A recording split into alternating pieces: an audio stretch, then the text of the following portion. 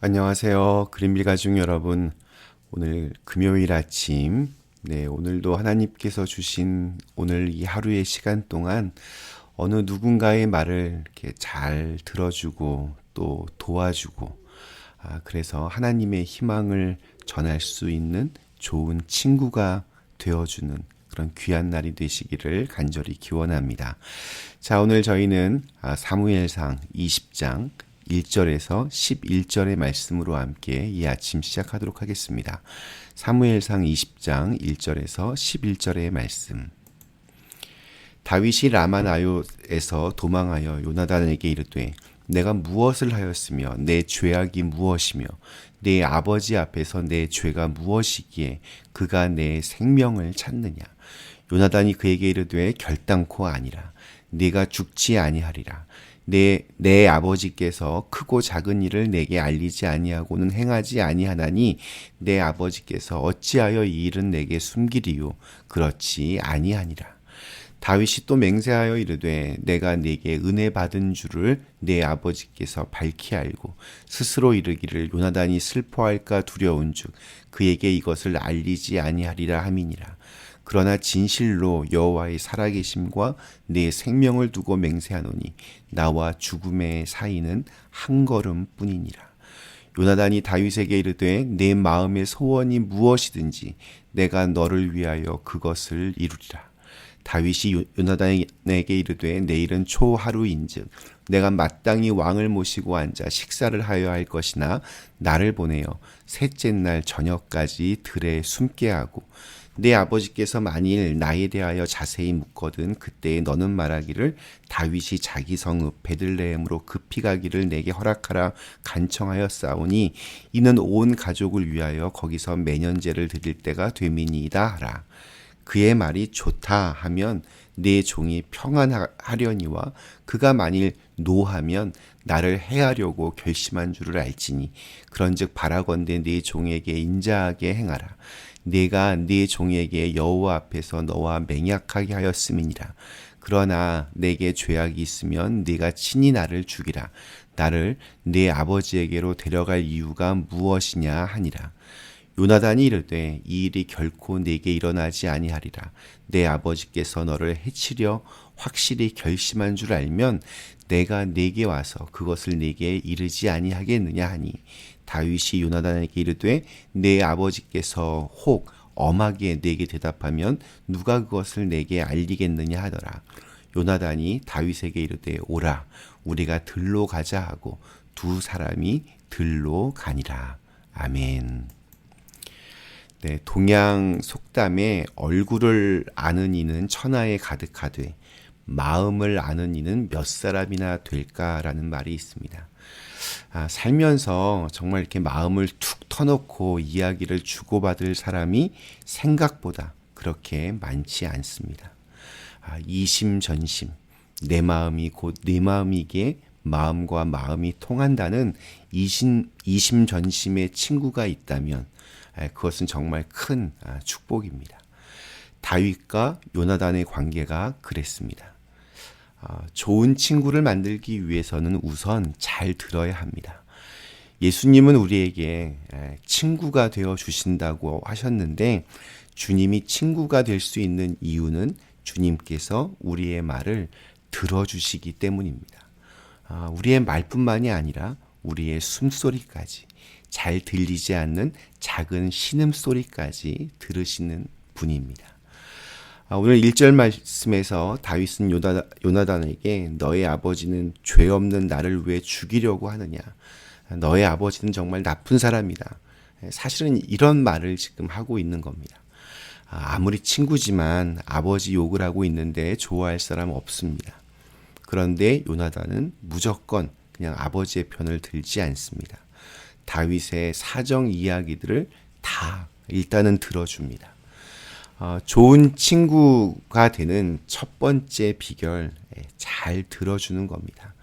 세상에는 말하기를 좋아하는 사람이 76%, 듣기를 좋아하는 사람은 17%라고 합니다. 누구나 이렇게 말하기를 더 좋아한다는 뜻입니다.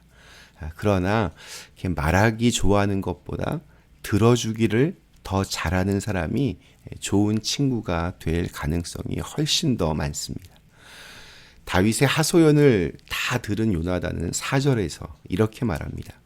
요나단이 다윗에게 이르되 내 마음의 소원이 무엇이든지 내가 너를 위하여 그것을 이루리라. 즉 너를 도와주겠다는 겁니다. 다윗이 요나단을 찾아온 이유는 도움을 구하기 위해서 찾아온 것입니다. 만약 이때 요나단이 다윗에게 아무런 도움을 주지 않았더라면 그들의 관계는 오래가지 않았을 것입니다.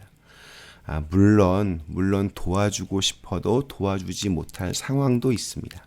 그러나 할 수만 있으면 최대한 관심을 가지고 도와주어야 합니다. 요나단은 다윗을 도와주기 위하여 아주 바쁘게 움직입니다. 자신의 능력과 또 지혜를 총동원해서 다윗을 살리기 위하여 노력합니다. 좋은 친구라 함은 이렇게 도움을 주는 친구입니다. 매달 첫날은 왕이 베푸는 만찬이 있습니다. 왕의 가족들과 신하들이 모두 참석하는 아주 큰 식사 자리입니다. 다윗은 군대 장관이었고 또한 사울의 사위이기 때문에 당연히 그곳에 참석해야 합니다. 우리 사울은 다윗을 찾아 죽이기 위하여 라마 나요까지 갔다가 하나님의 영에 압도당하여서 다윗을 놓쳤습니다. 아마도 사울은 이 식사 자리를 벼르고 별렀을 것입니다. 공식적인 자리이기 때문에 다윗이 꼭 참석해야 하기 때문입니다. 요나단과 다윗은 사울의 본심을 파악하기 위하여 이렇게 하기로 합니다.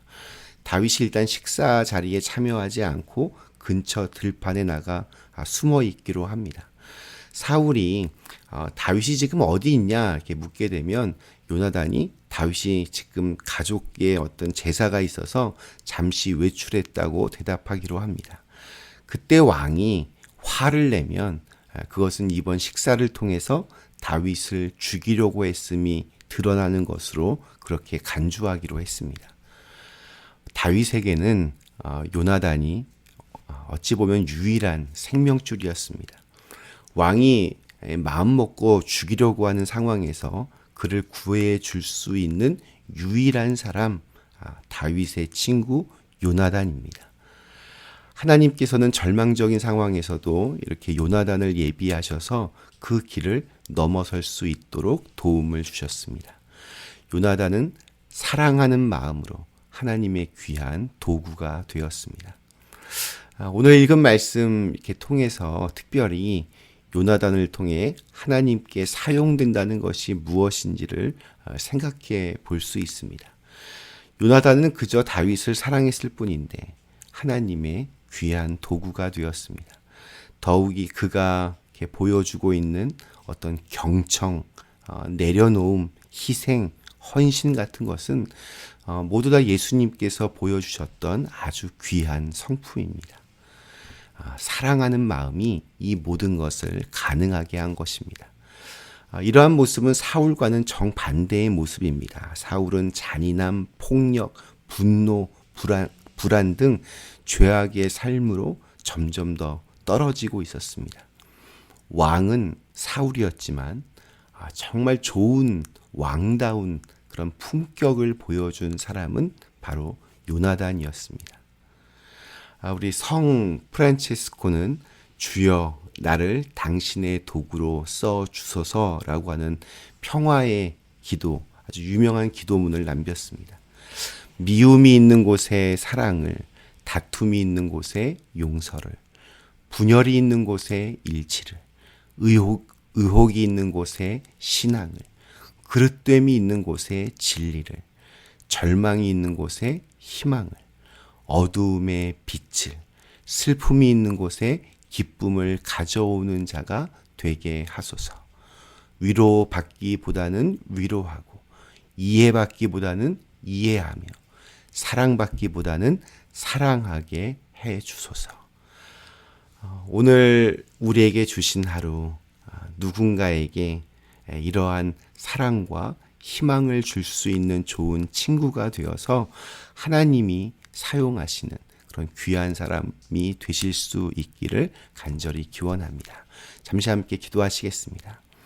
하나님, 오늘 저에게 주신 하루 어느 누군가에게 사랑을 줄 수 있고 또 살 길을 열어줄 수 있는 그런 하나님의 귀한 도구로 쓰임받게 하여 주시옵소서. 예수님의 이름으로 간절히 기도드리옵나이다. 아멘.